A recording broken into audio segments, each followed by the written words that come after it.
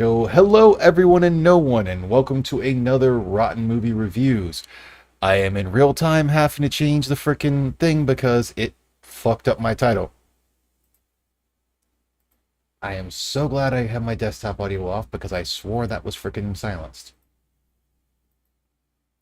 They can't hear you guys anyways because you're muted. But I'll change.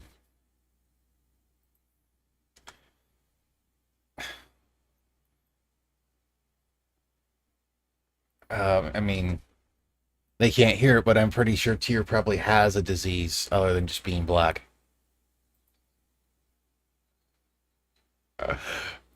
I had to make the joke. But with me, as always, is Tyr Alexander. Tyr, how are you doing? They can hear you now. Well, if I'm people are doing listening. good. How are you, my friend? Oh, And I don't have a disease. not too bad. The That was past an couple days, I interesting. went from, I think it was 18 subscribers to now I'm at 22. Yay. With us as well this week is Angela Arriaga. Angela, how you doing? I am doing great. I really needed that movie. And then rounding out the circle is James Colley. James, how you doing? Terrible. Besides that, Meh. James only comes in two flavors. we'll switch And that over terrible. to there. Put this here. Bring He comes in that third flavor. This- Salty.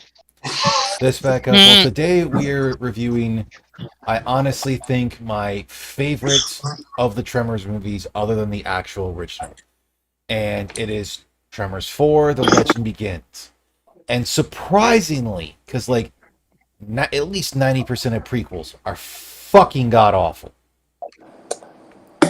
They are. Like, Underworld Rise of the Lycans was dog shit. I don't care what anyone says. Like, it was completely unnecessary. The only other prequel I've ever been, or it's like I've ever seen that I actually thought was about as good as the original because of what it was doing was Devil May Cry 3, but that's a video game, so it's a little different. All right. I will admit, hold on. Now, to be fair, the Star Wars prequels were better than the sequels. That's like Rey saying Palpatine. that's like saying my cousin kisses better than my sister. Still better kissing than your sister. I mean, at least you're going away from things and that. But this one, You know what I'm saying? I actually don't because I don't have it. Well, I've never met my sister, and I've never kissed one of my cousins. So, But that's my point. I mean, that's just telling on you, James. Hey, But for this one, made in 2004, so the year before I graduated. Year before Tyr and I graduated, I want to say. Unless you graduated early. I graduated in 2004. Yeah, I graduated in the beginning of 2005, so technically. Because our school year doesn't end until, it starts at like September, or starts at September-ish, then goes to like sometime in the beginning of the year or whatnot.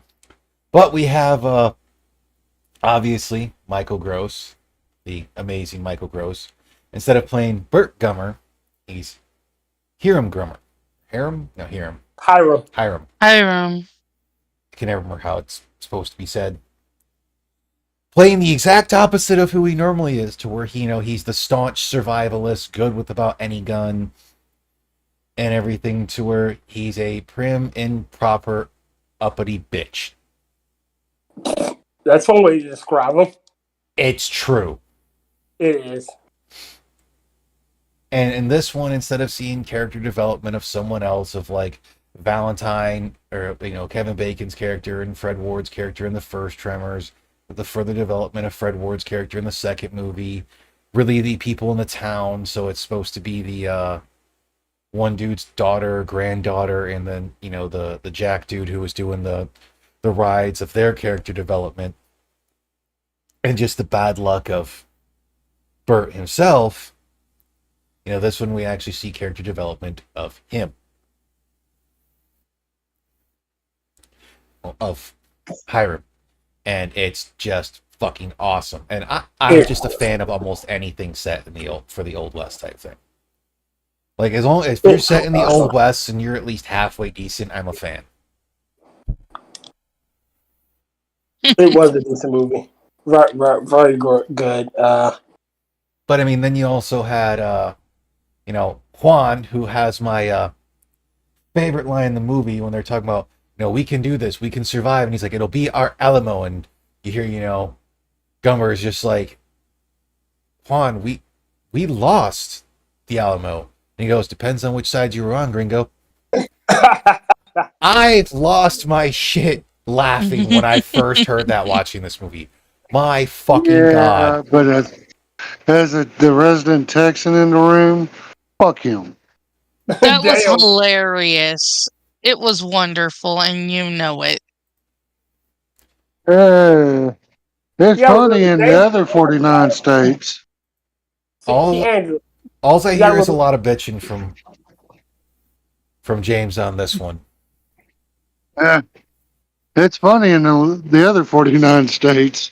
Dude, it's not like he was even necessarily saying that it's just like, oh, that they were all in the wrong or anything. He's just saying that for the side he was technically on, it was their winning one.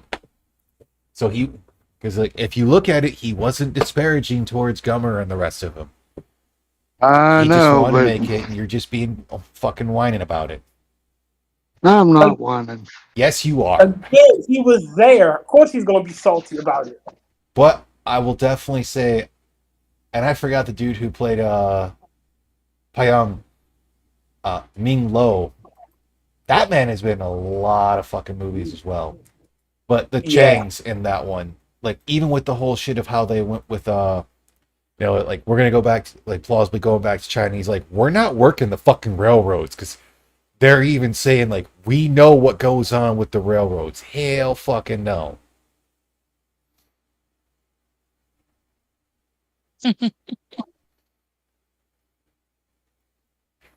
Like, that was man.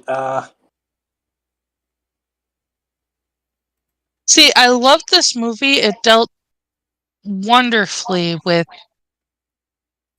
issues that everybody's like, we have to be offended about this now. Yeah. Yeah. And they're just like, okay, we're going to acknowledge it and move on. And then the fucking ending of where it's like the conditions. Here, Luan is just like, conditions, like cussing in Chinese about it. Mm-hmm. And then he's just like, yeah, we're never gonna tell anyone about this shit. And then once we get the mine up and running, like we're gonna get a proper hotel, proper store, pay off Juan's land so he can have his ranch and not have to worry about it.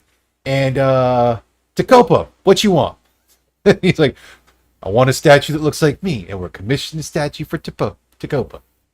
Mm-hmm. Like, it has a great ending. It has a fun ups and downs. The guy who played freaking Black Hen Kelly did very well. Oh yeah. Drago. Yep. Sad he's dead.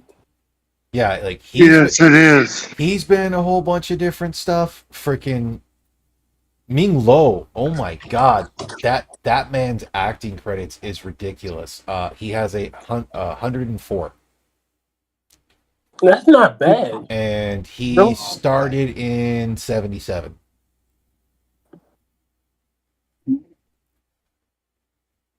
Again, that's not bad. Well, he See, started, I'm a well, fan of Billy Drago. he started in 77 and then took a break until 94. Okay. But he's been in a fuck ton of TV shows. Like he was in a couple episodes of Scrubs. Apparently, Cracker Mind Over Murder. Never heard of that one. He was in an episode of ER, The Practice, Pensacola Wings Gold. He was in Touched by an Angel. I Where did love he that touch him? show. Shut up. Point to where the angel touched you.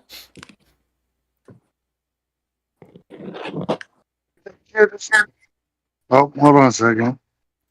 But just, oh god, this movie is just, it's so fun in my opinion. It was. And It was it first time seeing this movie, and I thoroughly enjoyed it. it has one of my top, fuck, dude, if not top, graboid kill when Takopa's just like, oh, okay, it's like we gotta do something to save Juan, and he takes off the part of the saw blade, sticks it down the post they were gonna put, or the hole that he was gonna use for the post for the flagpole, and starts tapping on it, and the fucking graboid kills itself by running into it.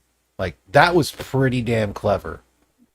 And I think pretty plausible in real life for something traveling into it. The speed at which it would cut, yeah. Well, I mean, all it had to do was go so far in, and it wouldn't Well, be able to go any further. don't you know when that the fact that you go like you can wrap yourself around a tree if you go in a car, you can literally bend around the tree. The metal would bend. No, not a tree, a flagpole. Yeah, depending on what it is, because like if you move things fast enough, you can put a branch through concrete. Yeah, and that's what the concept is. That graboid was going Yeah, so fast where I realized that it was a sawtooth blade and yeah. literally slammed into it. And it died. It Oh killed yeah, itself. I still like the last kill for the graboid where they pulled that motherfucker apart. yeah. Just pulled it hard enough that it got pulled to where it slammed into the freaking steam engine. Yep. That was my kill. That my favorite kill. I mean, I think that's my favorite kill of the series so far. and there's also, Juan catching one when it was still small and fucking killing it with a pickaxe. All right, that was really what he wasn't That was trying. blind fucking luck. That was almost as good. It was like yeah, that was blind fucking luck. But that was like when they in the first one when they run, they jump into the ditch, and the graboid runs into pure concrete, Yeah, and it kills itself. a, a, a luck kill. Yeah, but They were what? But they were lucky that the concrete was there, but their original goal would have been what they did at the end anyways, which is to just have them launch themselves out of the side of the cliff Well, or the side of the ravine he figured that out in at the that end. They were case. hoping that the concrete was thick enough that it could at least stop them, stop the graboid, so that way they could hopefully get away. Hmm. Because you would think he even says that at the end of the movie, he's like, "Yeah, it just came to me." because they were thinking about the stampede. Yeah, Hmm. But you would think that the graboid would know, like, yeah, I can't chase you that far because there's nothing else for me to go to. well, I It, mean, they never really. Well, that was the thing is with the loud explosion, that's what it would have caused it to hit that.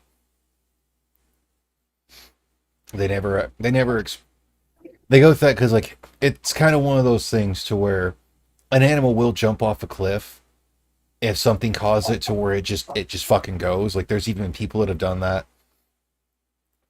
And this one is because it's underground. The sound is so loud and deafening to it that it doesn't think about what's around it. It just goes to get away.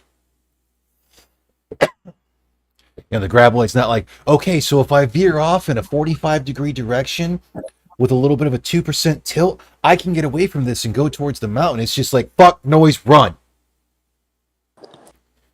wait a minute, why is there no earth under me? Yeah, basically that. It pulled the Looney Tunes.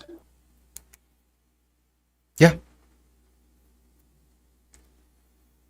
Oh, So well. other than all the three of us that are like, and James, what's your opinion about the movie other than your whine about the Alamo freaking joke? I wasn't whining. Okay. Sure you weren't. Yeah, my biggest happy about the movie was Billy Drago in it. I mean, the man's been in a lot of different things. Yeah, he's got And 110 credits. yeah, and I loved him in the Charm series. Him as the Fear That's Demon. why I recognize him. Okay. He was also in The Untouchables. He's the man in white. Mm. Okay, now that's something familiar. He was in the 2006 The Hills Have Eyes. Yeah. Let me guess. You with the hills with the eyes? He was, But, but yeah, he's done a lot of different things, and he is a scary man. Yeah. But on a side note, he's probably actually a really nice guy. Or was well, it? Was. he was born in Hugoton, Kansas, not too far from where I'm at, just about an 8-hour trip. Now, 12 hours, 8, 10 hours. But his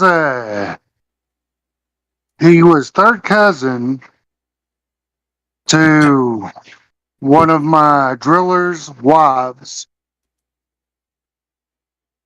So yeah, 6 degrees of separation. pretty A much. little bit.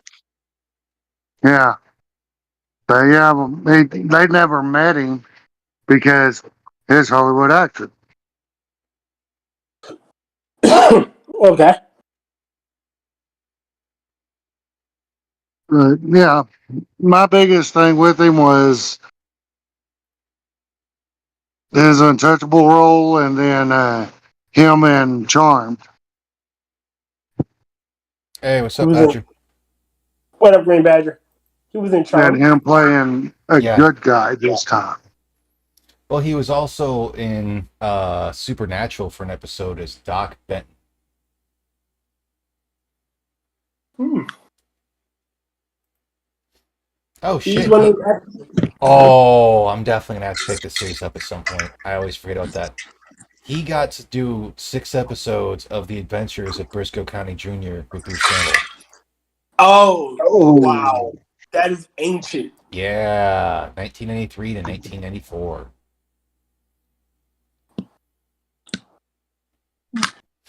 Briscoe County Jr. was fun. But what was that one that had where he was a Union Jack or something like that? Which was like Briscoe County Jr. I have no idea. Oh shit, Although I he was do in an think that episode one of was Walker, Texas Ranger. But other The than good that, one, the good one, or the remake. the old one. Okay, all right. Whew. I mean, granted, for the Texas Ranger one, I don't remember if it was Walker or not for the remake. That did have the one dude from Supernatural, and the dude can act, but it was a, if they were going to do anything, they should have just made it a Texas Ranger, not Walker Texas Ranger. They were trading on the name. Yeah.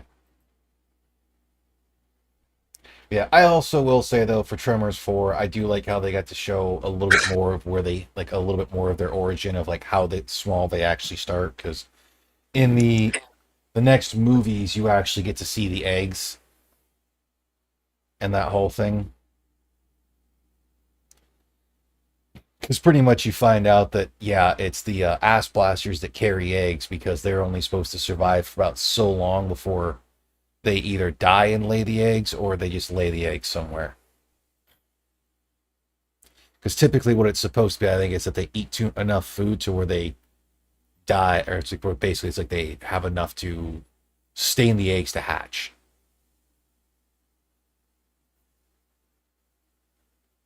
Hmm. Are you That pulling the sleeve? Me? no. Mm-hmm. Was that me? No. Yes. But I said No, this, I'm just listening. Ah. yeah, this is just a fun movie, in my opinion. Oh yeah. It really was. I loved the kid turning around. I fixed your wheel.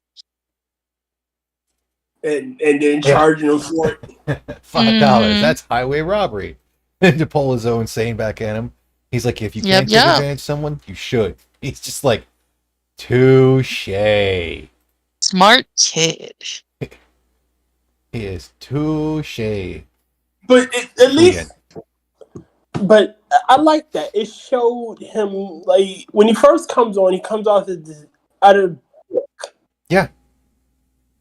and then he by giving the boy the bite, like you know what, just take the bite. You know, it showed some kindness. You know, he's not just a cold-hearted businessman, and he was worth redeeming. Yeah. Well, then he brings up the whole thing of where, with the mine, it's quite literally all he has other than the possessions that are on him.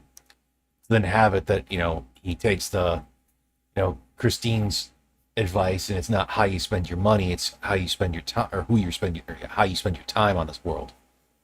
Yeah. For them to be like, okay, we're going to fight him. It's like, we're going to fight. Because he didn't have to come back, and he did. Because about each of them Very true. have had pretty creative grappling kills. And then with the second and the third movie getting further away from the graboids into their further mutations. Mm-hmm. Oh yeah. Yeah, Badger, that's exactly what we're saying. Like getting to see Michael Gross, instead of playing staunch survivalist, good with guns, quick thinker and everything, to play this prim and proper, uptight bitch. Oh Is my the best way gosh. I can put it. It's what he was. And to see his evolution from prim and proper biatch to, all right, you got some warrior in you. Yeah, to see him go from not caring about anyone other than trying to have money to, not wanting to see the people that he will basically have put through life and death with survive. Yeah. And even Black Hand Kelly, gave him some words of wisdom, helped him change his outlook. Oh God, the fucking punt gun. Yeah, the punk guy. Now I got to bring up the thing for the IMFDB. He about to learn us something Well, it's the Internet Movie Firearms Database, and when they put it in there, because it says, hiring to purchase 2-inch bore punt gun and combat creatures, blah blah. It's like, since authentic firing punt guns are rare and none could be acquired for this film, a 94-pound, 8-foot 4-inch prop was built for it. The entire trigger assembly of the prop swings down, loading an internal 12-gauge shotgun, which used triple load powder blanks. WD-40 lubricant was sprayed inside to add the barrel to add the smoke cloud that produced when the punt gun was fired. Why can't we go back to practical effects? To what? Practical effects. Yeah. Well, depending on what it is, obviously you're going to have to do some CGI, but yes, when you can, practical effects are normally king, and you use CGI just to get rid of some of those things. Otherwise, if you're going to go that far into CGI, you might as well animate the movie.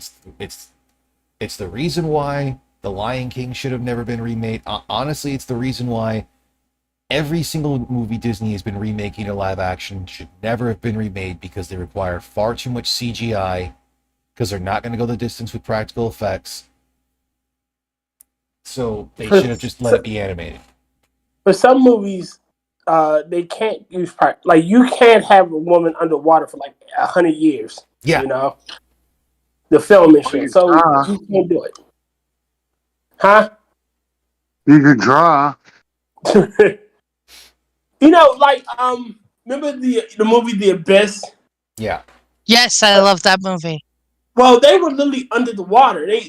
But they got like they almost drowned a couple of times. Just filming that movie, like they literally almost drowned. Oh, and also another thing for that 8-gauge Remington Derringer that he says, that was actually a 10-gauge Remington Mark III flare pistol. You said you picked up something I was comfortable with. No. That's the one he hands to Luann. Oh. Yeah, his little one is actually a Sharps model 1A pepper box in 22 short. Was that the little tiny thing? Yep, that's the little tiny one where it's like, you see Juan go with it, or, Black Hand go with the single action revolver, his actual single action armies that were the 7.5 inch model. Mm-hmm. And then, Juan has the lever gun. That one was a Winchester 1986 4570. Yeah, and he busts out that little pepper box. It just.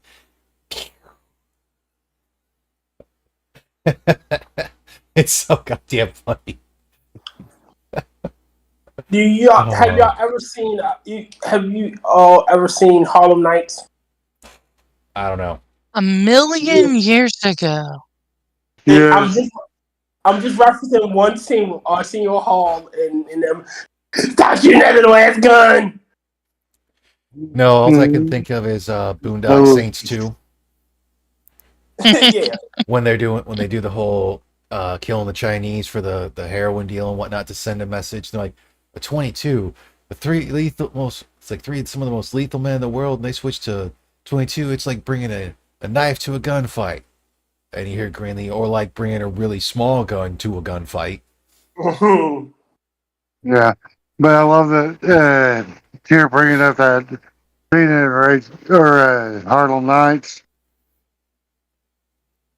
You hear the Tommy gun, then you see the revolver, then you see what's his name, Harris. Yeah. Pop and get stop it, stop it, Just this little tiny ass gun. Mhm. They firing real weapons and shit. Yeah, it's a shame that what's his name died. That Harris guy. Robin Harris, Yes, Baby's Kids. we don't die, we multiply. Yeah, good actor. And he was also the dad in House Kid and Party. Play House Party. And he was also a fucking funny ass stand up comic. Yeah, I only seen one of his stand up, and it was on HBO, and that's when he was talking about Baby's Kids. You say you had a kid. Who them? He's baby's kid.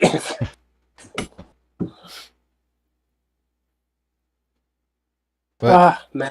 yeah, so next when we start the Tremors thing, we're gonna have to go into the TV show. So we'll probably do about 2 to 3 episodes, since there's 13 in total. But we'll be continuing with Nicolas Cage, obviously, because it's been pretty easily noted. Yeah, this is just a really fun movie So what's the next Cage movie? and a really good continuation of the series. I'm talking so I can bring it up slowly. Okay, because we did. Okay, because we were in the 90s. We did Red Rock West. We did Deadfall. Looks like Guardian Tess. Yes. Was And then we Olympia Dukakis, didn't it? I believe so. and then I'm not we get seeing to an the Olivia Rock. Dukakis, but I am seeing Shirley MacLaine. That's the That's one. it. Olympia Dukakis was in Moonstruck.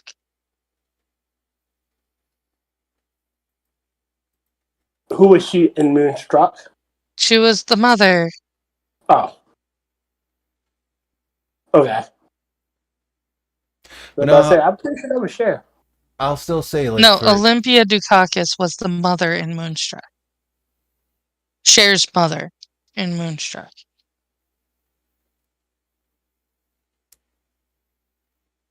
Man, she must be old. She's pretty old. I'm going to recommend a movie, and you guys are going to hate me and think that I'm a stupid girl because of it. But you want to watch Steel Magnolias. Oh. Only if it's the new or the remake with the whole entire black cast. No. It's What? just never been my thing, so I probably won't. Uh, Angela, all right. So It is I say a this, and I've seen that movie before. I have a grandma. I had a grandmother, and I watched that movie with her, and I wanted to strangle myself. I'm just letting you know. how old were you at the time? About Old enough 12, to tell us no news. Shut up, James. How old were you, Tyr? about 12. Yeah, you want to try watching it now and ignore all of the main shit. Ignore the sappy, depressing shit and look at all of the the subplot things happening. It is actually really hilarious. Tom Skerritt is fantastic in that movie. He is amazing and his comedic timing is phenomenal. I can believe you, but I could always just watch something else.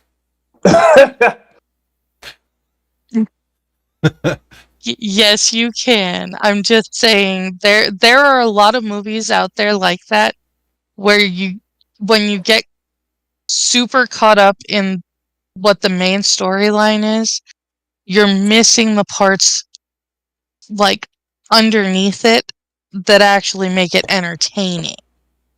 My puny guy brain won't let me. Like you're sitting there watching a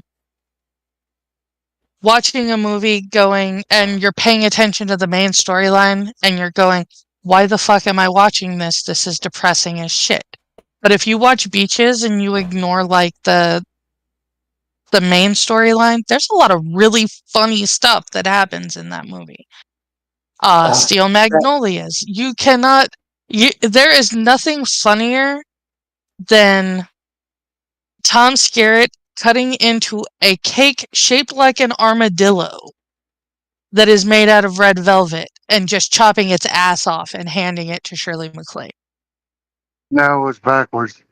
Shirley MacLaine was handing it to Tom Skerritt To because of him, the rib yeah, that steak. is backwards because he was an asshole. He says, nothing like a good piece of ass. Hey, Good we piece could, of ass. Yeah. I got it backwards about who was handing the cake to who. I mean, maybe someday, but really don't care too much, to be honest. I'm going to have to agree with Rotn on this one. I mean, granted, I'm still the one who will occasionally watch romantic comedies and whatnot. Like, I actually watched 13 Going on 30, which for the most That is part, such a good movie. for the most part isn't a bad movie. Um, that was before I couldn't stand Mark Ruffalo, I was and gonna say that was when I fell in love with Mark Ruffalo. I Did understand you now stop why looking? directors and everything started putting him into those roles to where he was fucked up like that. Because like he's a pretty good actor, he's just Or shitty completely human up being? his own ass. I He's a He still good isn't a actor. shitty human being. He is a brainwashed dumbass. I There's a give difference. I give him credit for one thing he actually tried when he was on Twitter. I shouldn't say tried, but actually when he was on, he did it. I think it was a thing on Twitter, and he basically was using the whole thing of like be the change you want to see in the world and help some other people out. So quite literally, while he was at this coffee shop, he pretty much said to the people at the coffee shop, he's like, "I'm giving you X amount of money, and until this dollar amount runs out, every person who comes in here to order coffee, it's free for them." He goes, now, if they choose to add to it, they can. If they choose not to, they don't have to. But basically, that's what he was going with. He's like, basically, I'm going to pay, X amount of dollars for free coffee for whoever comes after me. He's like, if you want to, you can. It'd be greatly appreciated. We'll try to keep a thing going. If not, technically, you don't have to. That's pretty cool. That's kind of like pay it forward. Yeah. Yeah, he's still a shitty human being to me. Oh yeah, like on the rest of it, yeah, he's died in the wool fucking lefty like a lot of Hollywood is.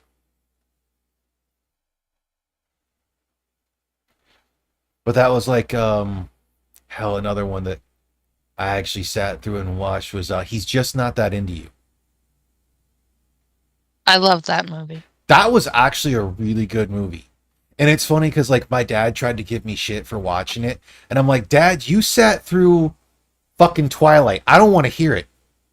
I mean, I've sat Touche. through Twilight.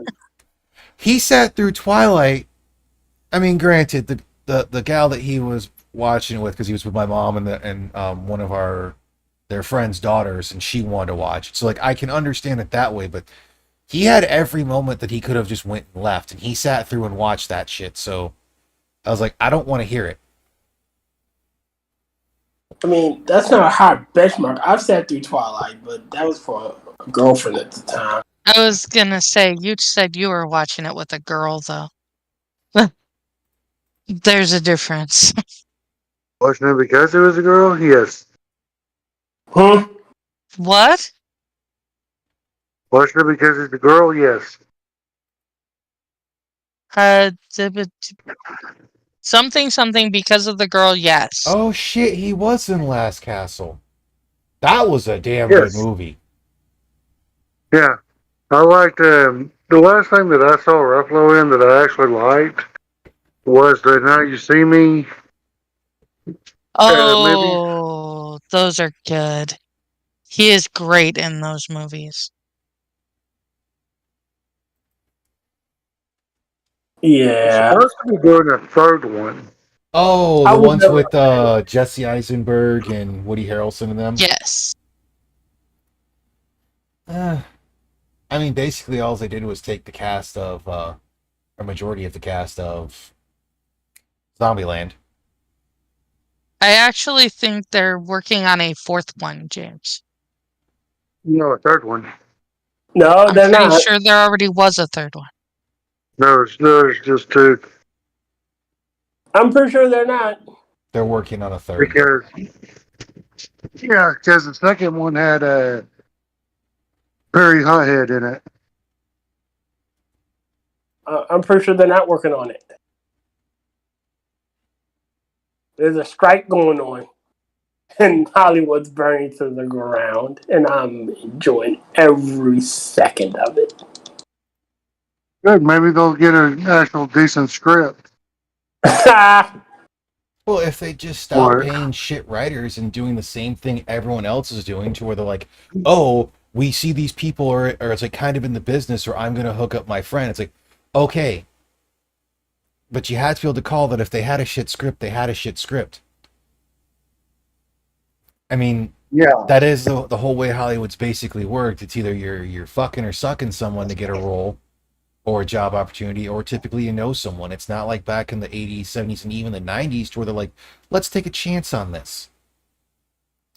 Yeah, Hollywood can't do that shit anymore. I mean, it's the reason Yeah, why it's the reason why Disney's doing their remakes, because they know people are going to do them. Plus, it lets them have their IP hold, because they had to do something with it every so many years. Otherwise, they can lose the copyright. Well, some of it, no. So they can never copyright shit like Hans Christian Andersen. They can't copyright No, but Little they Mermaid. can copyright their version of it, and that's what they're doing. Yeah, the likeness of the Little Mermaid. Yeah. They can copyright that.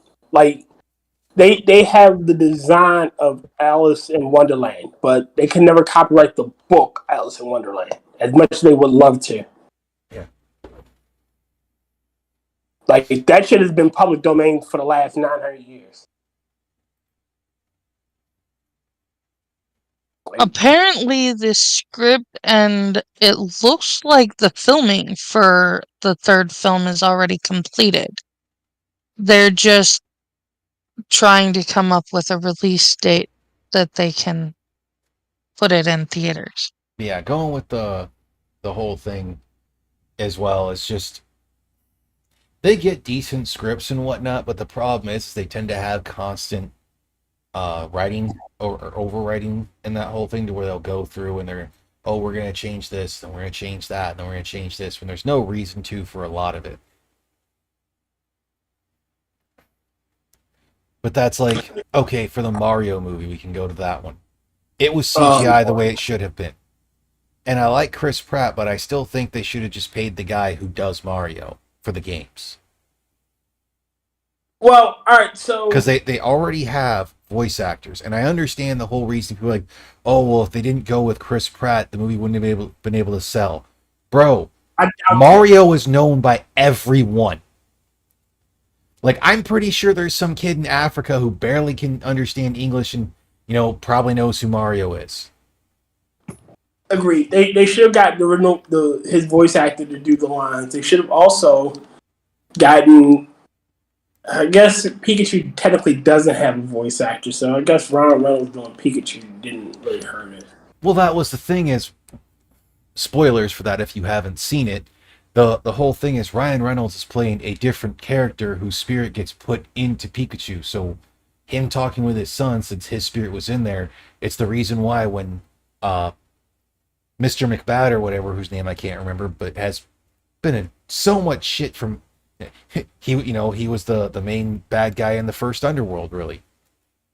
Oh, I know what you're talking about. Yeah, he was also the stepfather in, oh god damn it, zombie movie with they go to the Winchester. The other Winchester. No, they go to the Winchester, the bar or the pub. Are you talking about? It's the Coronado Shaun of trilogy. the Dead? Shaun of the Dead. Yes, Shaun of the Dead. Okay. Because he's in Shaun of the Dead, then he's That's- the top guy in Hot Fuzz for the cops. The great are good. Yeah, but he ends up, getting his whole mind merged with Mewtwo, and then whenever they're doing a merger of like people and Pokemon, whoever the person was that gets their soul merger with that Pokemon, their voice is what becomes into that thing. So that's where it makes sense of why Pikachu would sound like Ryan Reynolds, but only to his son because of the gas or whatever, that of some special connection, I think is what it was, of why he got to hear it. Otherwise, everyone else heard Pika Pika, Pikachu. They even go through that in the fucking film when they're going through the thing and he's like, can you understand him? And you hear the one, she's like, yes, I can, Pika Pika Pika. And it's just like, they hear the Pikachu saying that. But because, we're also getting to hear things from the point of view of the son, we get to hear that as well. Making sense now? Yeah. Detective Granted, I haven't Pikachu seen- was really good. Yes. But there are certain things that can go about that. Because that's like, honestly, with DC, though, I didn't hate Man of Steel. There were parts of it I didn't like. And that whole thing. But Superman doesn't need to be in a live action adaptation anymore. I don't even think Batman should. Well, again, there's only so much you could do in a live action setting. Like honestly, I do don't that. think any of the superhero movies should be in a live action setting anymore.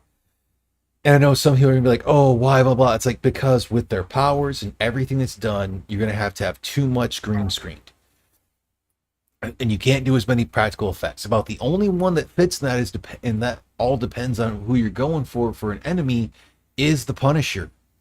For the Punisher, yes, you could stick to more practical effects of live action, which is why it works so well in the second adaptation with The guy that played Carl, not Darl, fucking the partner from Walking Dead. No. You're thinking the TV show. Yeah. Okay. I'm talking about the actual second movie adaptation, because the first one had Dolph Lundgren, where you you talking have about Frank Walker?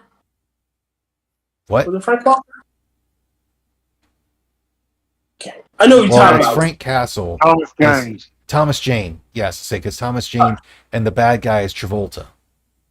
And then Thomas Jane was supposed to come back for Punisher Warzone, but they got a different guy to do it instead, whose American accent was fucking atrocious. Remember that? I liked him better when he didn't say anything in Gone in 60 Seconds. Yeah.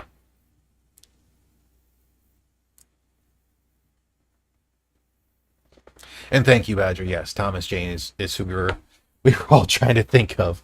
But like, as long as you don't add any of the supernatural into that one, it can be pretty good. That's like Daredevil was actually pretty good for at least what I saw of the first season. I still have to eventually go through and watch it, the whole thing of it. But it all boils down to your rogues gallery. Like Batman fights people like fucking Riddler and the Penguin, who are essentially regular humans. yes, You know, then you got him fighting people like Mister Freeze. So it's gonna be hard to do practical effects for Mister Freeze. You can do Bane in practical effects. Like Bane is just a buff dude. yes, you can.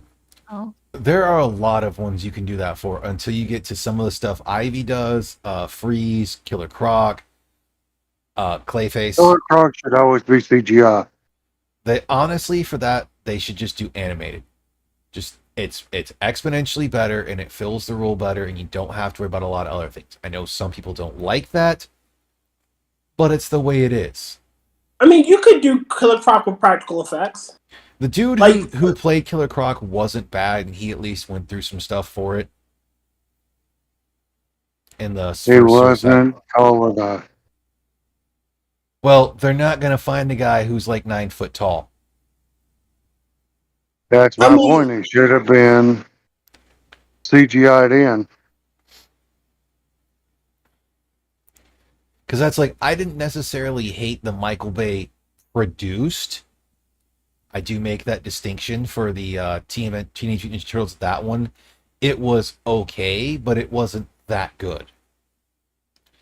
I prefer the old school ones to where it's either A, Splinter is a human turned rat humanoid, or B, Splinter was Hamato Yoshi's pet turned humanoid.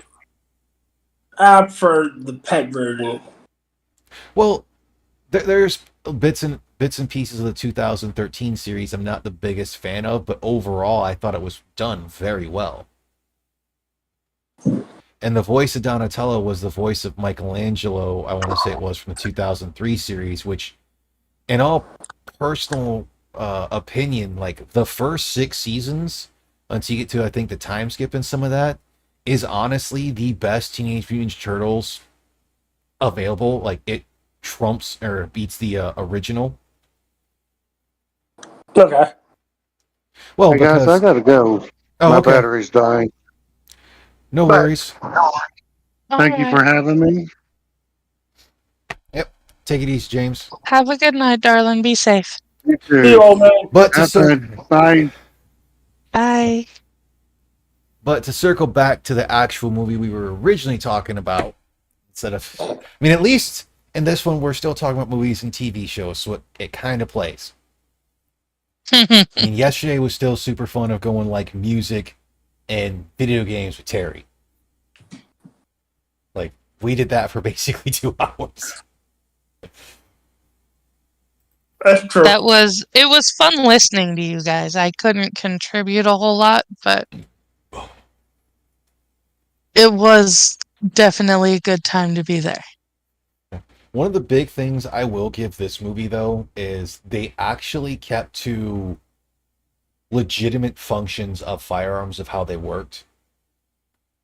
Because, like, that single shot, where he said it was a 50 caliber, is actually chambered in 52 caliber, which actually does exist.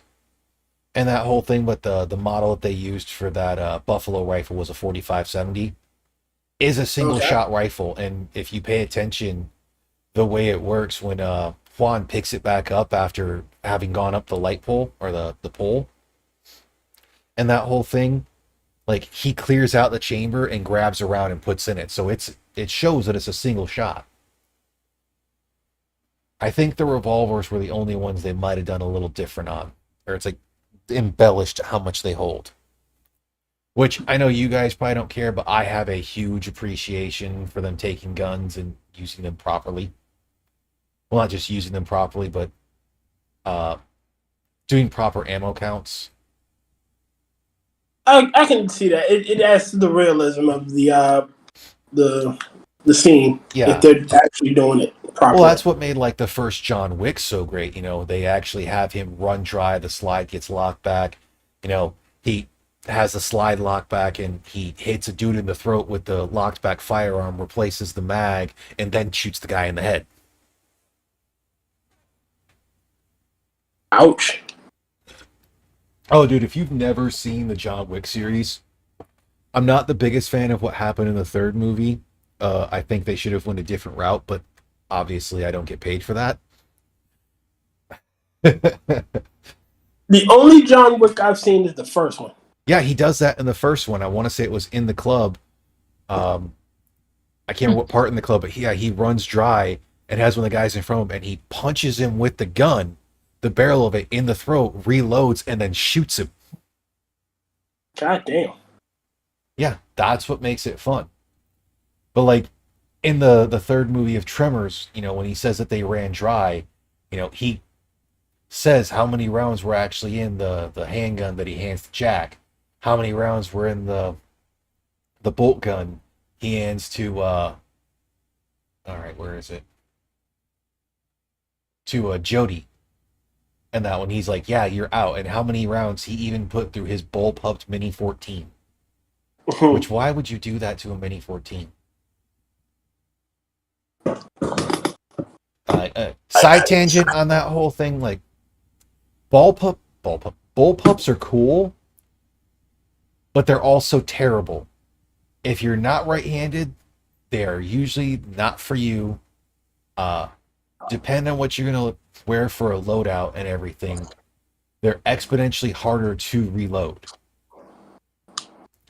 And when you take something like a Mini 14 that does a rocking method for the mag, like a M14 or even an AK does, you're taking out even more of things that are just not going to do as well. Plus, you just get the absolute shittiest of triggers 90% of the time.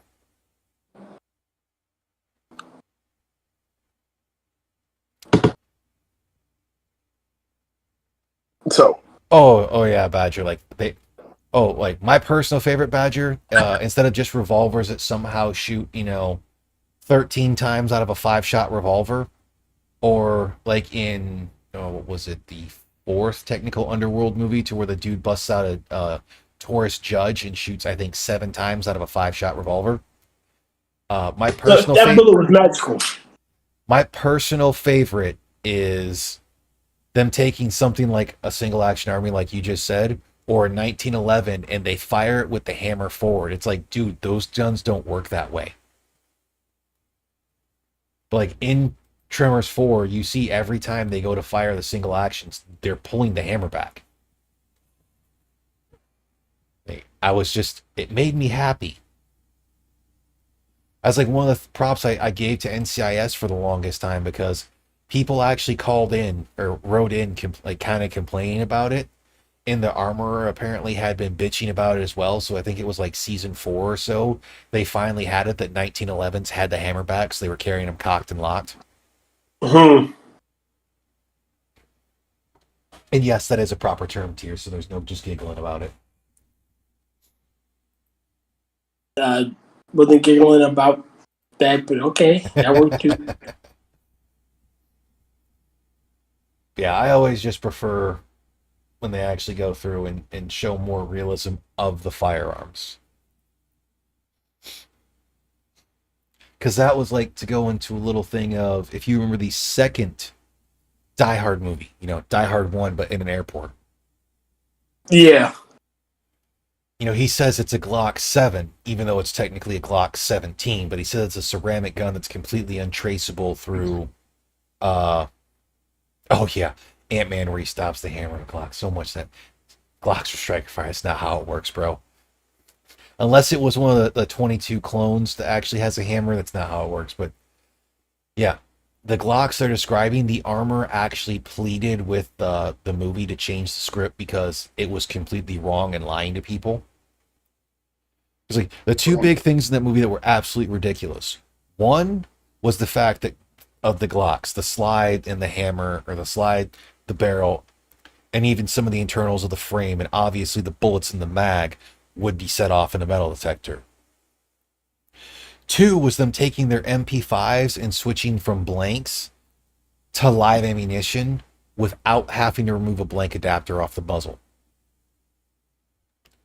Because to give you a little tidbit of information, for a lot of rifles, blanks don't have enough pressure to cycle it the action.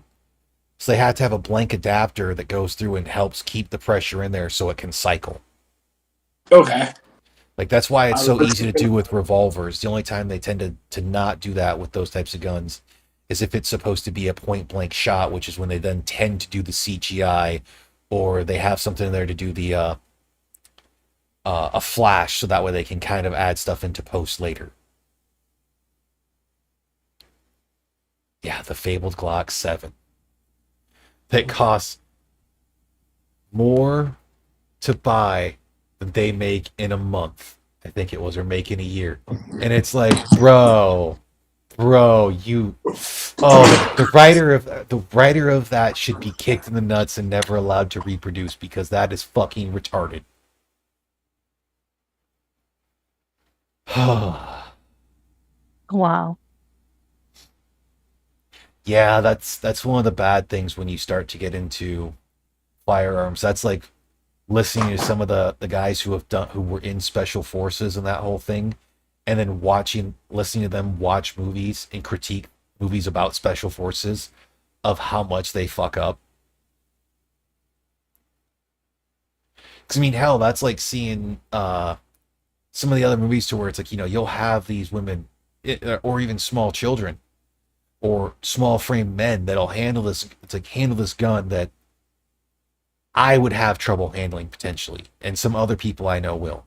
Like, you have to go through a lot of training for it, but they pick it up and they're auto controlling the recoil, shooting it at odd angles and everything. And it's like, dude, that's completely bullshit. That's not how that gun's gonna react. That's where yeah, that is. It's like the silencer shit, the suppressor. Oh yeah. And the mouse fart. Yeah. Well, depending on what it is, you can actually suppress some guns pretty well, but you're always going to hear the action. But I think my personal favorite for the suppressor is actually in the second Dirty Harry film, to where they try supposedly slap and do a quick little twist to suppress a revolver. And a little gee whiz information, other than the Nagant revolver, all revolvers have a small gas gap between the cylinder and the forcing cone, which, just helps guide the bullet into the barrel, so it can actually be fired properly. So there's a little gap to where gas escapes, so you can't suppress any revolver except the Nagant revolver, because the Nagant cylinder, when it goes into a single action or they double action to it, gets pressed into the forcing cone to get rid of that gap. But I still give Clint Eastwood a lot of credit, because for all of the movies he goes into where he's supposed to use a firearm, he's always going to the range and handled them at complete full power, so then he can at least accurately represent the recoil. So he actually went through and put time in at the range, firing a Model 29 and 44 Magnum with full power loads so he could show proper recoil.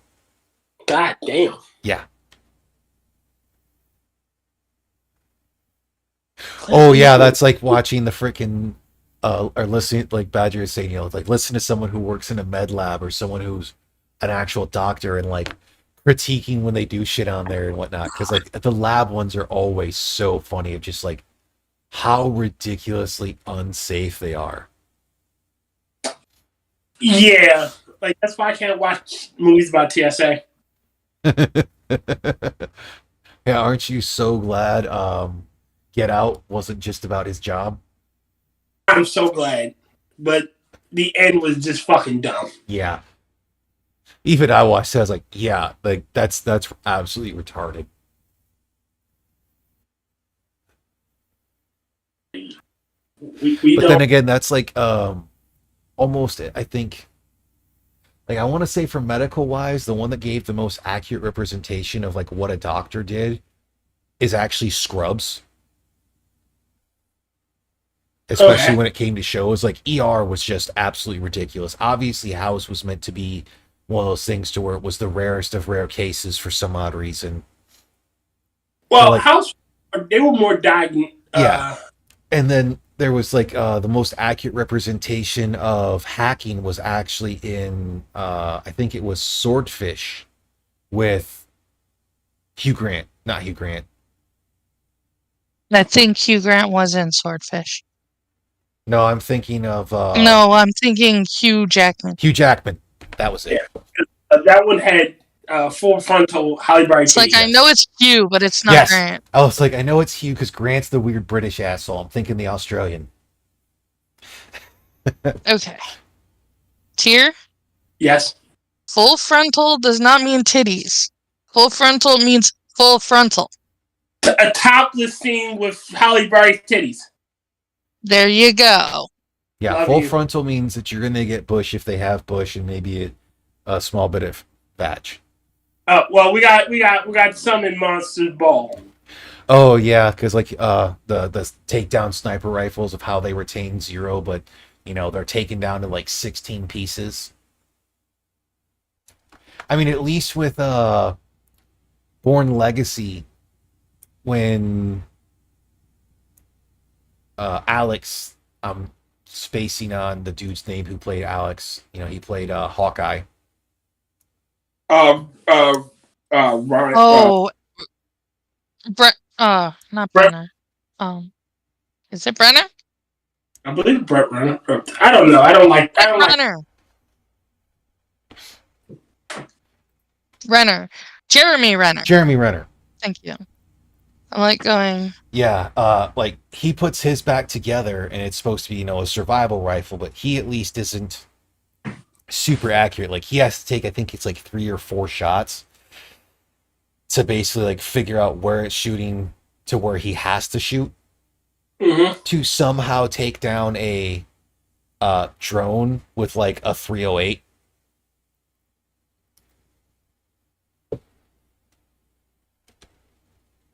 Oh, God damn it. Type. Shit. Cops are coming for me. Are they going to arrest you for being black in public or black in your own home? Black my own home. It's a Class B misdemeanor. Yeah, there's a whole bunch of these movies where it's like they'll have the continuity error that not a lot of people even recognize of, a sig like them having like a 226, but it's actually a 229 that they were supposed to have, which is one a lot of people aren't going to notice. But okay, since I'm on it, where are you at? Yeah, the rifle he was supposed to have, the Nemesis Arms Vanquish, was a 308. Okay. That's a pretty standard hunting round and everything, but it can't even take the top game in the States. So, like, it can't take down an elk or a moose. Not without taking a headshot. So, like, plausible, but with that tiny of a scope, it's highly unlikely.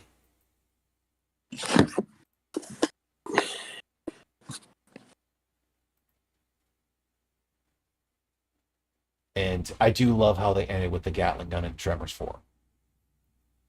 Yes. That was hilarious. Oh shit, yeah, and the weapon used was a genuine antique 4570 Colt Gatling gun, and according to the filmmakers, it worked flawlessly. So that's someone who, that's an armorer who takes passion in firearms. Pride in their work. Oh yeah. Oh dude, there's a whole bunch of armorers that are that way, especially some of the really good ones.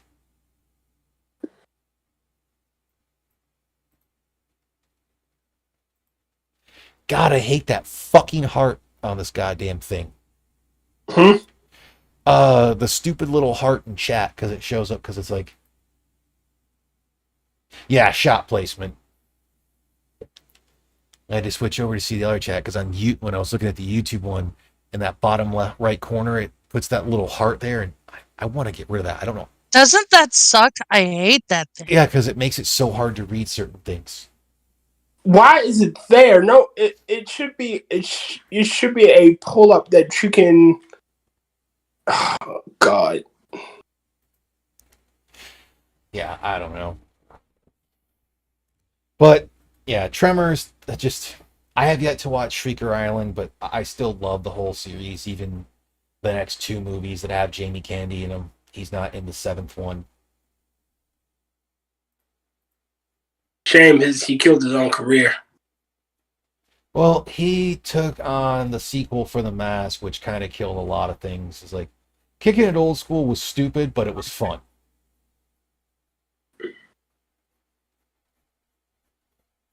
And then The Mask too. Yeah. Dun, dun, dun. Yeah, The Mask 2 was just a dumb idea. But that's one of those things that, like, for what Jim Carrey was doing at the time, he just didn't want to do sequels, so that's what he went away from. So if we scroll down here, go to that one. Let's look at when that was.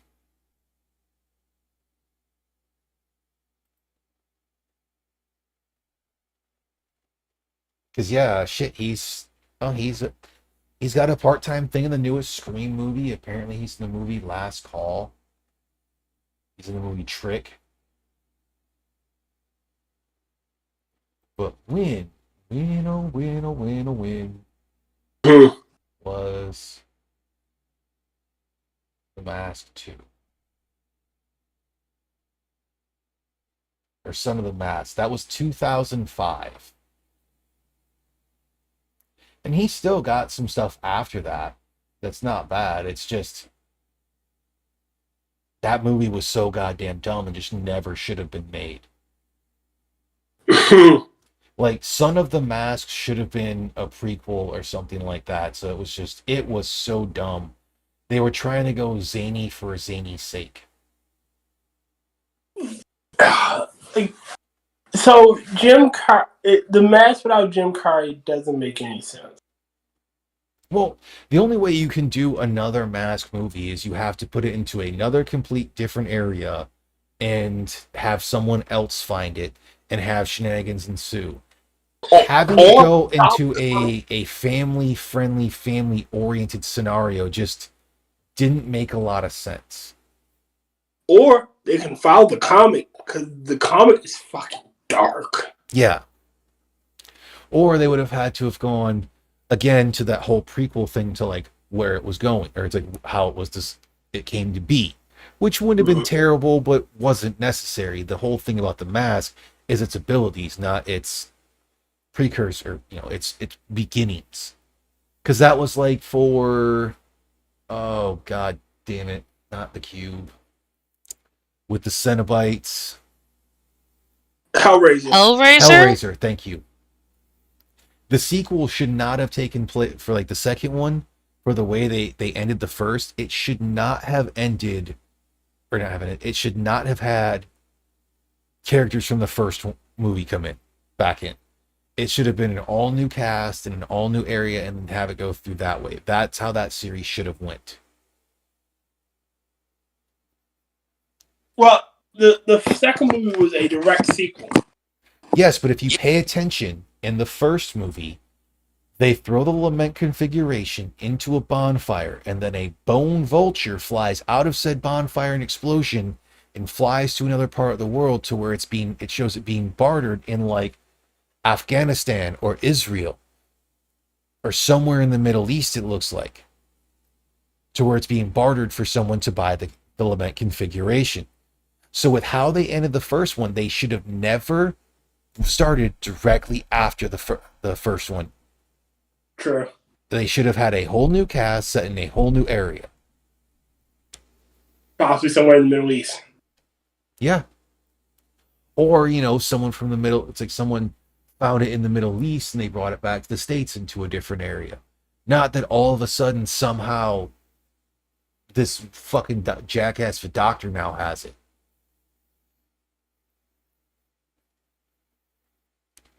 Yeah, and him doing it to become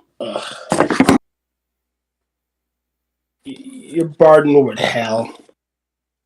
Yeah, the skin makeup was impressive in both movies. And then for the third movie, I did like the fact they created new Cenobites, but it was just god awful. And they fucked that one up, because that series up, because they had to make movies every so many years so that way they wouldn't lose the rights to it. That's true. Although the one where it's the detective slowly learning things, and you find out that's been his punishment, is him slowly reliving everything of how he tried to sacrifice his wife to the limit configuration, and she basically backstabbed him to sacrifice him instead. Because to basically say, well, he was trying to sacrifice her to save himself and get power, but she was like, I'll fucking give you, it's like, how about I give you him and then you just let me walk away? She's like, we'll give you, he's like, instead of having that whole thing, I'll serve him up to you.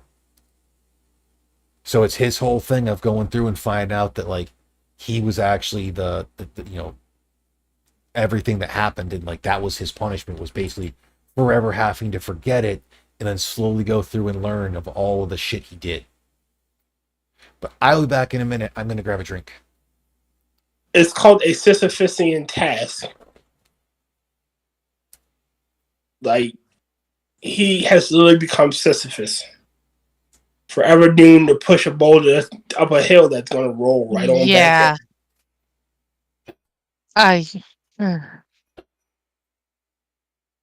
It kind of sucks.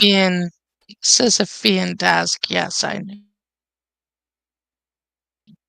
do know that. Sure. Really.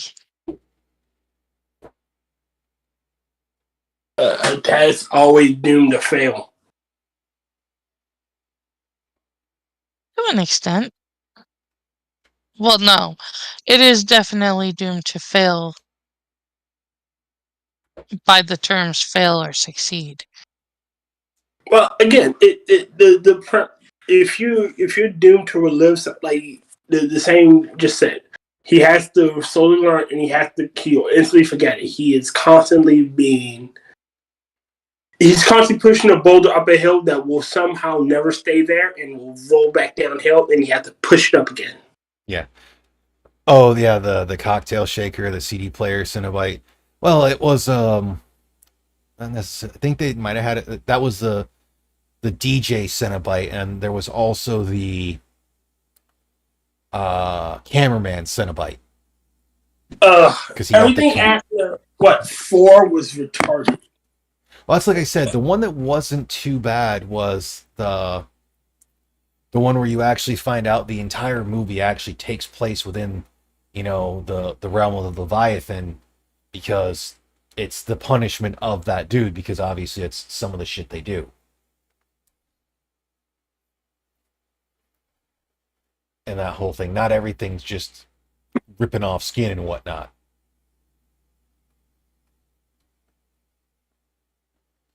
They are the priests of hell. Yep.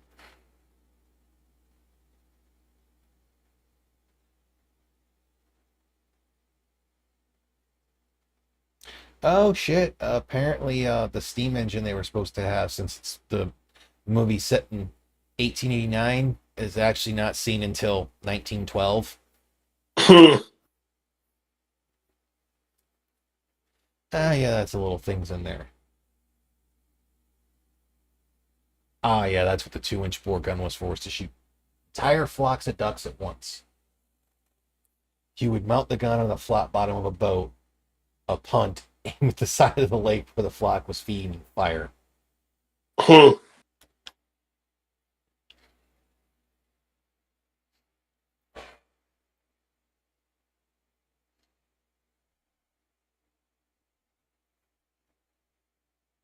Yeah, just the way they go with some of the movies nowadays, it just sucks. It's like, I know there's still people that they love the MCU films, and I just don't give a shit. I haven't given a shit about those in a long time. Agreed. I can't stand. But then again, I haven't also given a shit about like the Fast and Furious franchise in fucking over a decade.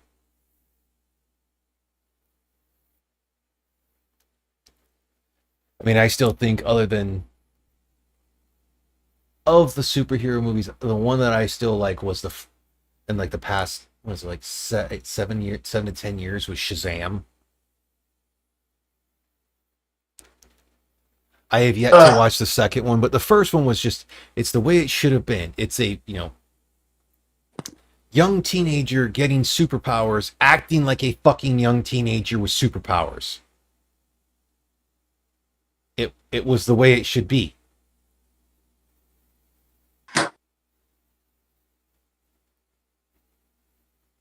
I Yeah, miss him. What, Angela? I don't know what your guys' opinions are on it, but I actually really enjoyed the old TV show Heroes. I never got into it. Oh, Never, but go ahead. I was saying I have the first season somewhere in the house. I've never watched it. I absolutely loved that show. I watched every single episode.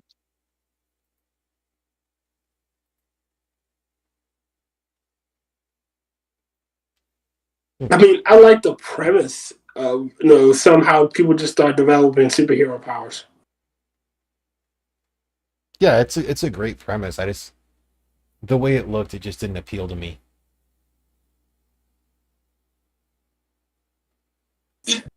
That's probably what I would love a real. That's why I love the Ultimate Age of Marvel, where the superheroes were less, godlike figures and more human, like Tony Stark and his alcoholism. Well, You know, that was the whole thing about Marvel. Marvel was the power trip. fucking Ant-Man and the Wasp, who the Wasp is actually a mutant that's trying to hide, and fucking Ant-Man is a wife abuser. Yeah. Well, that was the thing. It's like if you look at the way the Marvel and DC comics were, the Marvel and DC comics, or the Marvel comics back in the day and even now, were still meant to be more of the, coming to terms with the powers you have. Normal. It's in a lot of cases, it's normal people getting powers. Other than Batman, for a lot of DC, they're already godlike figures. So they're meant to be the oh god, I can't remember what it is for like the power fantasy for usually kids, usually young Well, there boys. were plenty of normal people with regular powers, like Lone Star and the Knight Justin. Yes, but for most of DC, people tend to think of, other than like I should include the only other one that would kind of be included, like the Flash, to be a little more similar to Batman, except for Batman doesn't have the powers, but it's going to be Superman, Batman, Wonder Woman. The big three. 0, 1, The and big 2, and 3. the big three of that one, and the only one, and Batman is human, but he also has many many years under his belt of training, of school, of going through because of trauma to go in that one. Wonder Woman and Superman are already gods. Hell, even if you include Martian Manhunter, Martian Manhunter is basically a god amongst men. Well, I'm sorry, you'd also have to include in that one Aquaman, who again born with all his powers. Well, all right. So, all right, for Martian Manhunter, it's a little different because his entire species can do these things. It's Yes, not that. but it's that whole thing of he's born with those powers, so he already knows them. It's not like most of the Marvel, to where young mutants, they tend to it's usually in puberty where they, for most of them, when they start to develop their powers, so it ostracizes them, which is a good easy thing for a lot of kids to go with. Well, that's why, like I said, with Martian Manhunter, yes, he already knew his powers, so when he comes to Earth, he's basically a god amongst men. Yes, Superman has to learn his powers when he's young, but he's always had them since he came to Earth. Wonder Woman was trained since birth, basically, to use her abilities.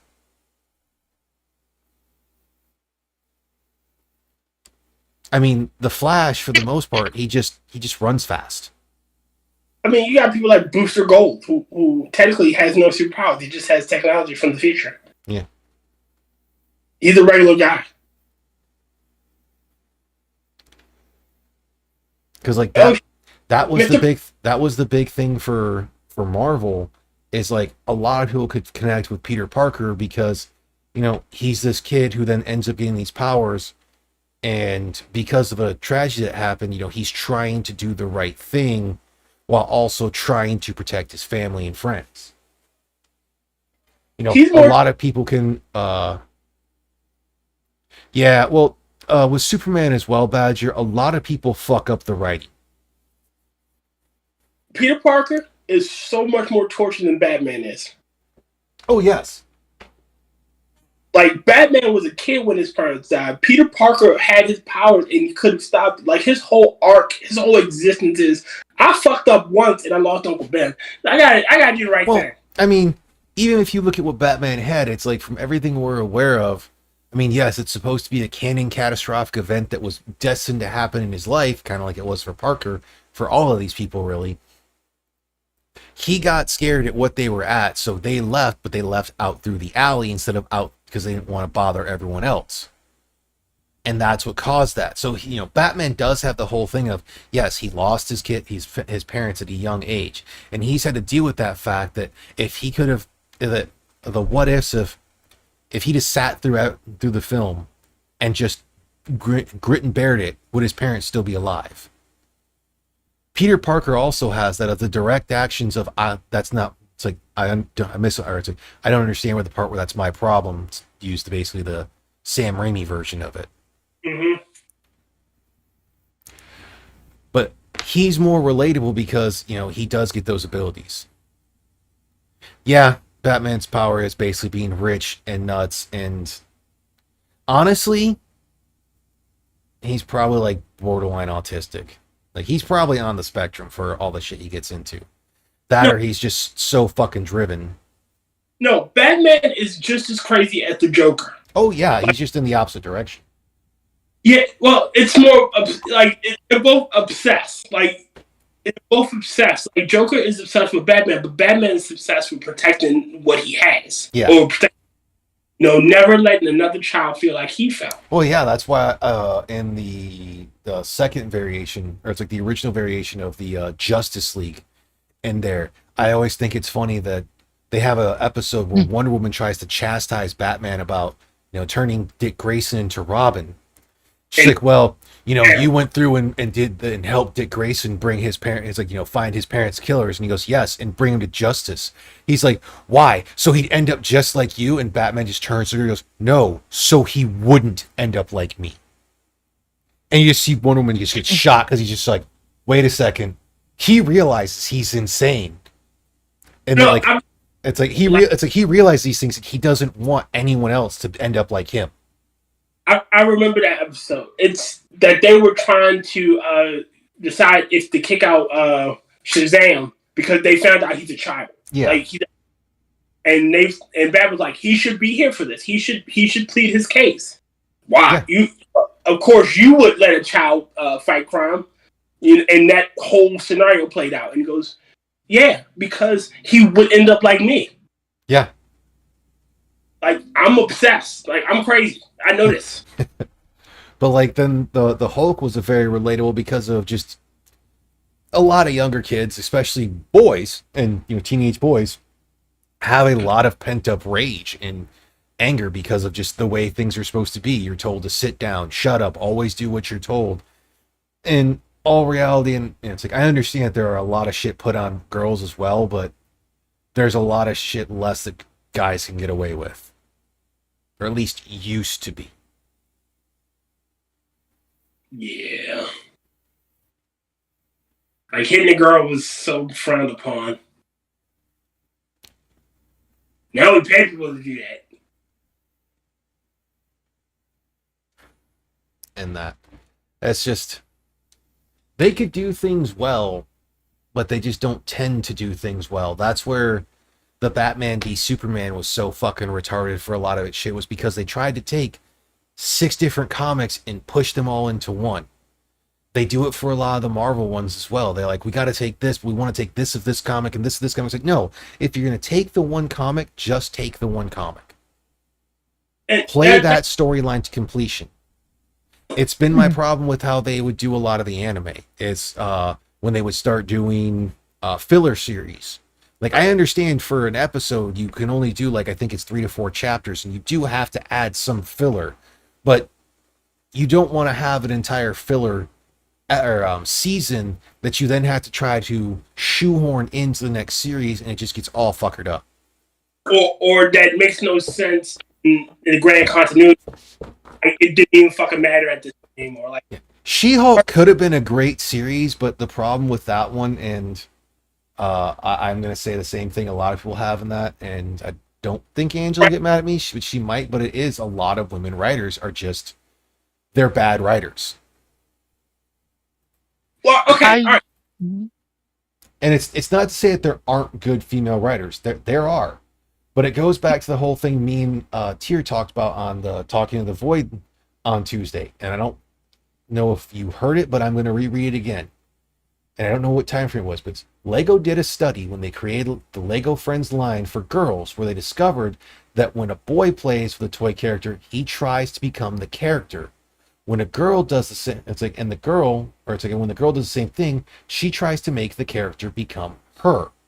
So if you give a boy a Batman toy, he's going to want to know everything there is to know about Batman. He'll try to think and talk like Batman when he plays with the toy. The little girl, on the other hand, is going to make Batman go shopping, bake cookies, and go to prom. That's not to say there aren't exceptions on both sides, but that's the data that allowed Lego to finally get a foothold into the girls' market after decades of failed attempts. So if you look at how women approach things like Star Wars, the remakes of an animated movie, is it any wonder why many of them want to reinvent the IP by either feminizing it or changing the main character to look like them? Yeah. The reason why for She-Hulk she had to do all that bitching about what she had, it's like about how she supposedly had to handle anger better than the Hulk was, because that's what some women, that female writer was thinking when she went through that. Not realizing that when you think about it, Bruce Banner had an extremely shitty and I think abusive father, overbearing and bosses that were basically trying to cut corners on a lot of things, especially for the military, like Admiral fucking Ross, and that whole thing. And then to spend decades running from the government that's been trying to turn you into a lab experiment. Because basically they're not classifying you as a human. Like, and then on top of that, almost every time you get a friend, it's like you find a friend or family member who might be able to help you, they normally end up dead. Yeah. But even in the comic books for She-Hulk, it's like, yeah, she immediately retained her intelligence in that whole thing because she got a diluted variant of it. So, yes, she wasn't actually written to be as strong as the Hulk. And that wasn't just because that statistically men are stronger. It was just she didn't have his exact DNA to be that. Yeah, but even then, the writers of She-Hulk's writers admitted they didn't know how to make a legal drama. Yeah. So what they should have done was find someone that knew how to do it. Yeah. That or reach out for it, because God, I can't remember what the movie's called. But basically they had a guy who hadn't done directing. And when he went in to do he got basically asked if he could do it, and he said yes. So he got one of like the best stunt guys in the biz at the time. And he's this Japanese dude from martial arts and everything, and he was casting him to play a ninja. And when it got to the fight scenes, they were always blank. And the other guys looked at him, they're like, dude, why is this blank? And he goes, oh, I was going to ask you what you would do in that situation. You guys know fight scenes better than I do, so I was going to kind of let you do this, and then we were just going to be like, put the emphasis on how it's almost like because this guy's trained, he's superhuman, but he's still human. But because he's a ninja, he's that, like him chasing down a van. It's okay to ask for assistance, and that's what they should. Like you said, that's what they should have done. That's what it should have been. Yeah. Again, like you said, She-Hulk could have been good. It could have been. It could have been amazing. She-Hulk you have tons of storylines that you could have drew from. You have a ton of series that you could have drew from. Like, that's what angered people about at least me, about the prequel series, the sequel series. Sorry, you had shit already pre-written. You had pre-made characters. You had blueprints. Just fucking pay the people the rights to the to the character, and there you go. One of the big things that got brought up or I shouldn't say big things, but it's how I actually got introduced to the YouTuber Literature Devil. And because of talking to other people, because I remember having a discussion when the Force Awakens came out, and more than a few people I was stationed with were just like, "Oh, I bet you she's Luke's daughter. Oh, I bet you she's like Obi-Wan's granddaughter." And I actually turned to all of them and I went, "I hope she's not fucking related to any of them." And they went, "Well, why?" And it's like, because this thing is supposed to be the Force Awakens. So it's supposed to be an awakening of Force users.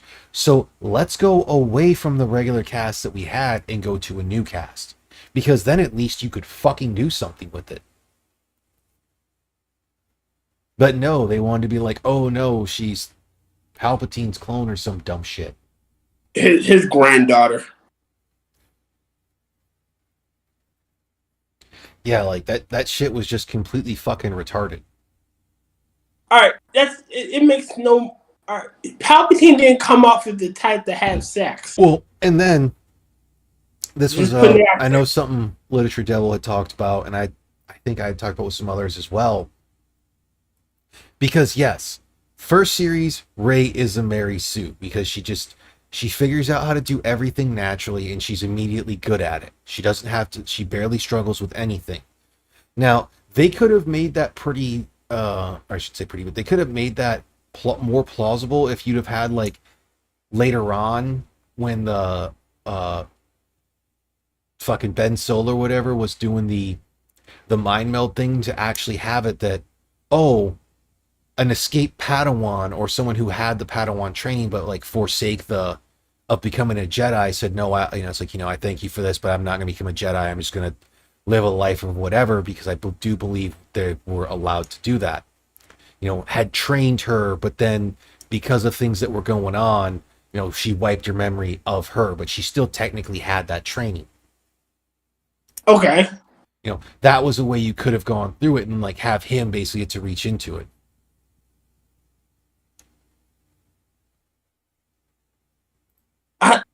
You could have done so much with that character. Rey could have been a good character. He could have been a good character. And then, well, I think the dude who played Finn is a bit of an ass in real life for certain things. But they fucked Finn's character so goddamn much. Again, they put him in all the promotional footage as the guy. Like when it said The Force Awakens in the very first trailer, it's him. It shows him. Well, in the Western trailers, obviously they didn't do that in the Chinese trailers. That's true, they didn't. Because they straight up took that nigga out. Again, all right, this should have been, and I'll keep saying this, it should have been, Ben Solo is Rey's enemy, and Phasma is another Force user similar to Darth Sion from Knights of the Old Republic. Yeah, I haven't played the game. Well, the premise for him was he's so fucking angry he just can't die. He wills himself back to life. Oh. Well, then, like, to have, what was it, Snoke or whatever, to have, like, because I haven't watched After the Force Awakens, because once they brought the shit that I saw for, what was it, The Last Jedi, it just looked absolutely god-awful. Yeah, I haven't watched any of it, but I know enough of the storyline. No, I openly admit I went and saw Force Awakens in theaters twice because I didn't hate it when I originally saw it. It's just after going through more of it and then discussing with other people, I didn't care. That's because of that I just stopped watching Star Wars and stopped really caring about it. And then when people are like, "Oh, The Mandalorian, it's so good," I'm just like, I don't care enough. Yeah, that's how I feel, bro. I don't have I can't even muster the energy. The only thing that I bitched about for when they did in The Mandalorian is when they brought fucking Boba Fett back. Boba Fett should have been dead. But then again, Canonically, he lives. I know, and that whole thing. Okay, if canonically he actually lived, but you know they threw out the can anyway, so it was fucking irrelevant. But that was like bringing Virgil back in Devil May Cry 5, and as the corrupted variant that they had for Devil May Cry 4 that you could get special edition. They should have let Virgil remain dead. I don't know how big in a Devil May Cry you were. Well, no, he wasn't dead. He was just in hell. Yes, no, he was but killed in the first one. You're right. Yeah, he gets exploded in the first one. It's like in the first game. And everyone's just like, no, man, he survived. I'm like, how the fuck do you survive your chest exploding? With your father's how the fuck do you survive, you know, not spontaneously combusting, spontaneously exploding? Like, you are the epicenter of the explosion. Like, don't get me wrong. I liked 5. It was a fun game. The story was fucking stupid, but it's Devil May Cry, so I let it go in that whole thing. Because, like, that's like the DMC one, I don't think was terrible for a reboot. What fucked that one up the most was, one, they didn't optimize some parts of the games early on. So it had some problems crashing. He told the fans every chance they got. Oh, he didn't troll the fans. He was straight up, God, I can't think of the word for it. Unlikable? Well, he just, every time he would come back and he had to basically have his little snapback, and it's like, dude, you're making a series that originally, it's like you're making a reboot of a series that started off as a offshoot of what was supposed to be a Resident Evil game that became its own. Mm-hmm. And you're just being combative. That was it. He was combative to all the fans. And it's like, you had no reason to. It's like the dumbass woman who played Faye in the Cowboy Bebop reboot, you know, live action reboot that never should have happened, when she was being combative to all the fans about like the costume change and everything. When, what's his name? The freaking one dude who was like the creator? No, not the creator, the guy who played Spike's friend and partner. The black guy. Yeah, the one that they fucking race swapped. And that's another thing they should have never fucking done. Yeah, but notice no one gave a shit about the race swap. Because we were too busy focused on the goddamn fact that Faye was Faye Valentine didn't look like Faye Valentine. No, it wasn't the fact that they were doing that. It's the fact that when they brought that up, the chick who was playing it, she bitched about it. From everything I'm aware of, the one dude who played the fucking thing for Cowboy Bebop never said shit to anyone. He just basically was like, hey, yeah, we understand that some things are a little different, but I think it was Jet. Yeah, Jet Black. Jet Black. And he's basically just like, yeah, we understand some things are a little different in that whole thing. They chose me as the best one to do it. Hope you guys like it. Like, that's all she had to say was, hey, we did this whole thing. And yeah, the Canaan alien survived his chest exploding because it happened in Spaceballs. That was a little satire that I still love that movie, you know, that having the chest burster do the frog from Hello, my baby. Hello, my honey. Hello, darkness, my old friend. Give me a kiss by wow. Yeah.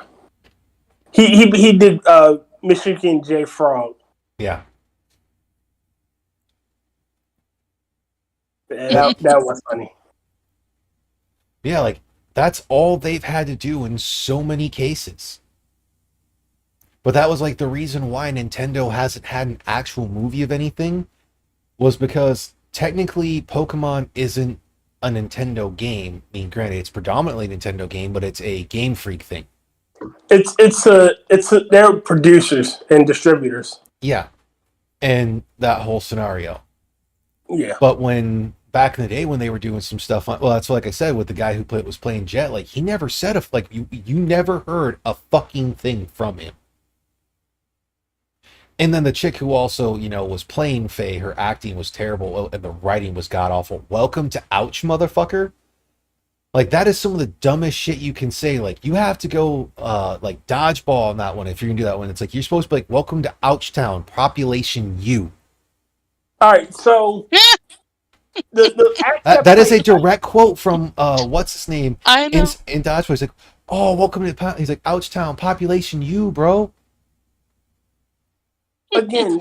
Spike should have been they should have gotten a younger actor to play Spike. But the Like guy who they got to play Spike, actually, I can't remember what his actual name is because he's a pretty John famous Cho. actor. Yeah, like he actually fit the role for the looks. The looks maybe, but not the he. All right, Yeah, he's at and least part of Faye's character was being seductive, which the one chick could have done, but the way they did the makeup, because she's not a bad looking woman. The way they did the makeup was terrible. That's in like Titans of. I didn't have a problem with them making Starfire black because she's canonically an alien. But she is supposed to have somewhat of a seductiveness, and they made her look like a streetwalker. all right. So this is my issue with them making Starfire black. Brace yourselves because it's going to be a long one. All right, Tamaranians have a specific look. Mm-hmm. Tamaranians are green skin, purple hair. Black skin does not look good with purple hair. Starfire's orange. Sorry, fucking. I'm talking about the new girl, the remake or the live action. Yeah, and they still gave her like, yeah, Patrick's the same thing. Starfire's orange. Yes, My but she, bad. I'm sorry. the problem was they Why also you- gave her basically like traditional black hair that's more pink than orange because her hair is still supposed to be orange, and it's supposed to be long, straight, flowing hair. I just don't like the look of her. Yeah, that's the funny part is what people were complaining about for that one, which the actress, other than other people trying to say that they were being racist, they weren't. Other than I should say quantified of other than a small percentage of jackasses who were just being racist to be dickheads. Most people were going like, why is Starfire looking like some streetwalking prostitute? Looking like a fucking lot lizard. Why is she not being Starfire? Because they would bring up, these black women who were cosplayers that fucking nailed Starfire's look with black skin. Yeah. And that's like when, the chick who was playing Faye was like, oh, well, that costume doesn't exist. Then what about all of these freaking female cosplayers that have done that exact said fucking costume? All it shows is either A, you're not Your that costume good, design is weak. and your fucking costume department is fucking terrible, which is usually the latter. Well, Badger, it's like, I wouldn't have even cared if they'd have been like, oh, for her look of, kind of like they've done for a few others in that whole thing of, well, technically Martian Manhunter, when he has this whole thing that he has a human persona that he has. You could basically have it that for this iteration of Titans that she has a human iteration to blend in, and it happens to be black. Okay, but her hair would still be that way. It wouldn't change to whatever pink abomination that shit was. But you just gave her a brand new set of powers at that point. You made her a new character. Well, that, and they also made her such a bitch in a lot of things as well. Like, Starfire wasn't the one to get angry and be violent towards others. She was your happy-go-lucky person. She was Team Mom. Yeah. Raven was the one who would get petty and vindictive on things. Instead, they turned her into a whiny bitch. Because that's like, I could deal with Beast Boy not being green, although Beast Boy should fucking be green.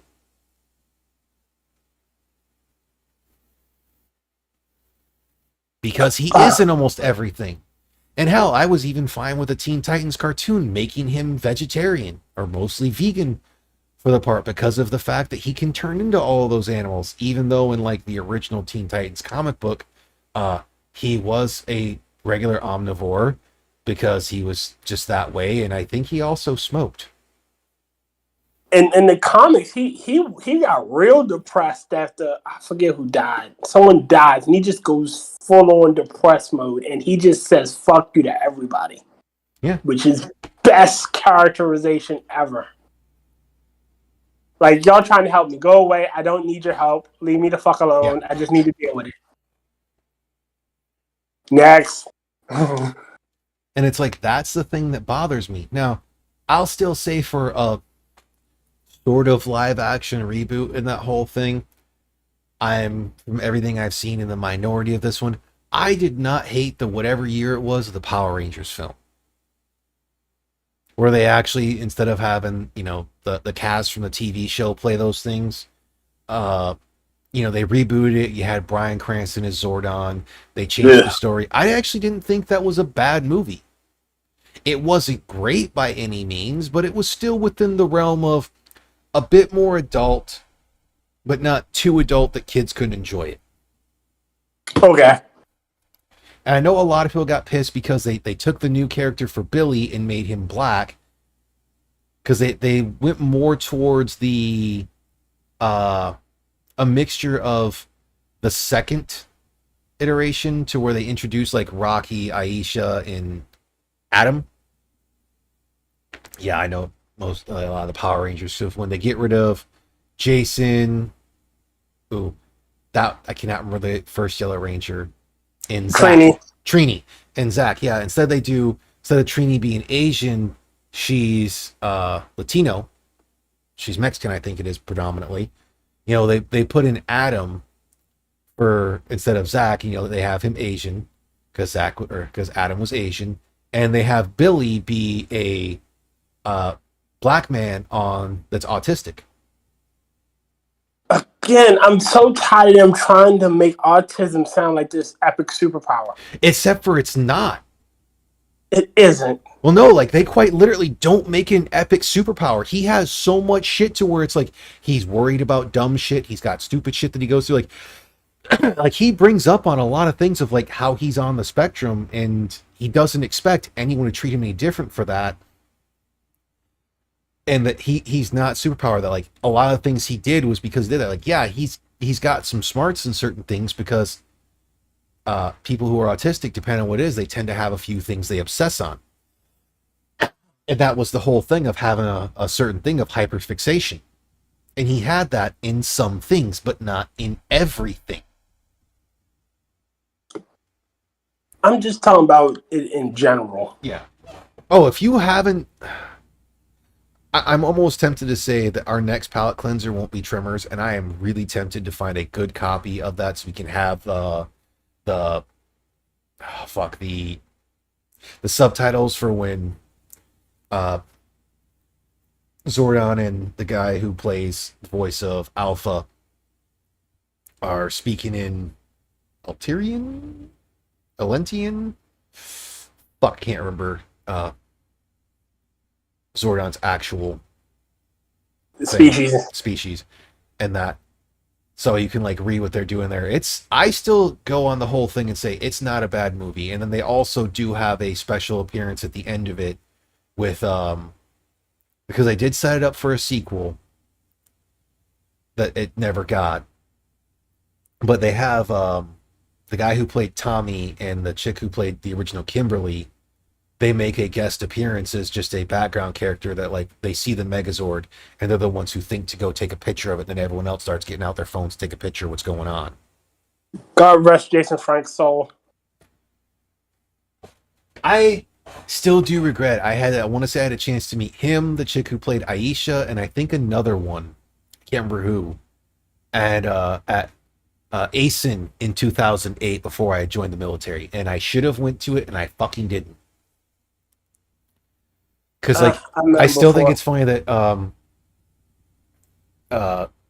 it was Jason Frank?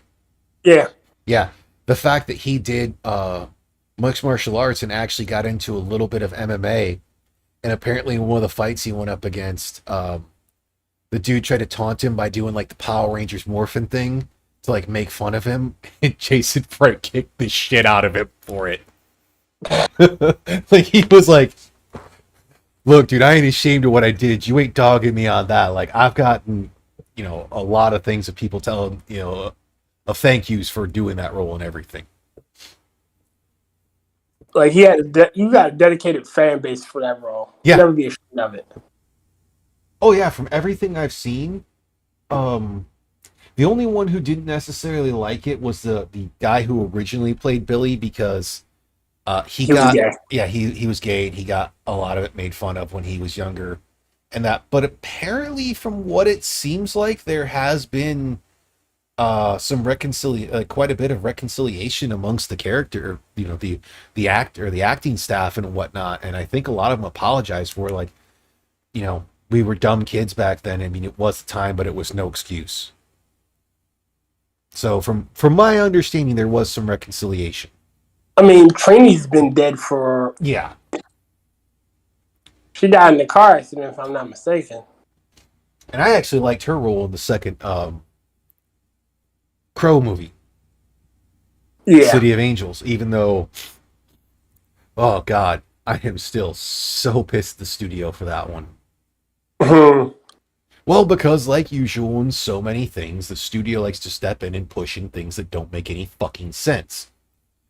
Like the dumb shit they did for the second Blair Witch movie when the guy wanted to make it a psychological thriller, and they had in the scene of run into the other freaking group that was filming, or where they end up killing them. That was and a couple other things at the studio, and I think Harvey Weinstein was actually even a part of that the studio pushed to be in there. And also the change of the opening, because the original opening song, they had changed it to Marilyn Manson's "Beautiful People." But when they're doing that shot going around, it's like going across where they're showing the forest of which the Blair Witch is supposed to be in, and everything was originally supposed to be Sinatra's "Witchcraft." It's witchcraft, which totally changes the tone of the film. It really does, doesn't it? And that's always the funny thing of like so much shit that I've seen of like, and it is something that I kind of wish I went more into depth to, but I just don't care to look into it. I'm not that big into movies like some other people are, which is where, like, if you want to get into those things, I highly recommend Good Bad Flicks. Plus his opening and ending intro are performed by Psychostick. The ones who did like I Can Only Count to Four, the Santa Claus one, their parody of Rob Zombie's Dracula, but it's Santa Claus. And the classic beer is good, beer is good, beer is good, and stuff. Okay, I've never heard them, honestly. Oh, dude, I highly recommend Psychostick. They're more of a comedy band that's a bit more metal, but like the majority of their stuff is just meant to be funny. Like the I Can Only Count to Four is making fun, or is like a parody of Let the Bodies Hit the Floor, but it's done with Muppets. So like it starts out, instead of Let the Bodies Hit the Floor, Let the Bodies Hit the Floor, he's like, I can only count to four. I can only count to four. I can only count to five. All right, I might have to look at that. Oh yeah. That was well done. But on that note, I have to say goodnight, guys. Yeah, it's been about 2 hours, so any final thoughts before you leave? Great movie. Well, before Angela leaves, we're gonna be wrapping up, but I'm not gonna hold her back. Just go to the movies. Yeah, the first Blair Witch, not great, but for what it was and how they marketed it, wasn't a bad movie. The problem is with that one is the studio wanted to do the exact same thing of a found footage film, and that's when found footage got really popular. So they just wanted to do the same thing of wash, rinse, repeat. And that. But we're gonna be wrapping up. We've been going for almost 2 hours, and yeah, we didn't really talk as much about Tremors 4, other than the fact that it's just a really, really fun film. And that whole thing. We did our normal devolving shit because we had no complaints about the movie. Yeah, like I didn't really have complaints about the guns, but we're gonna call it there. I should be doing a Talking to the Void on Tuesday since it's a down gym day. Team will be having a test stream. I may be trying a few things with some of mine. But we will see you again. Have a good one, folks.